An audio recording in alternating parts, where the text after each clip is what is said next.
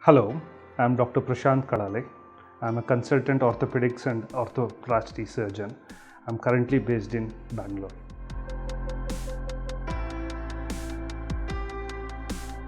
Fracture is essentially when the bone breaks. The fracture can happen when the force, which is of high intensity, goes through a normal bone, or the bone itself is very weak.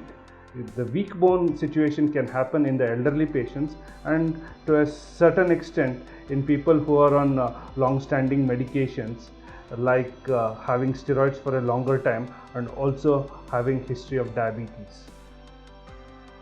The fracture, I would probably stress this point, would be best left for the trained or the expert doctors to diagnose, and I don't want any patients to be doing the self-diagnosis. Essentially, a normal looking joint or normal looking limb should be able to feel fine, should be able to move fine, and should be having normal function.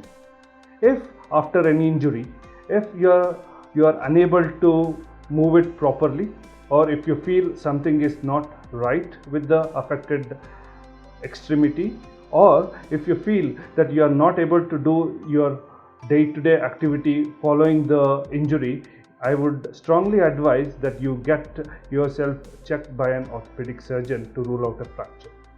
The fracture can be usually ruled out by doing a simple X-ray, but sometimes we may need higher investigations such as CT scan or MRI scans if there is any concern. Special mention needs to be told here about children and the elderly, because these two special category patients can have fracture with low energy fall, because the fall for a child may be a bit higher what the child's bone can take.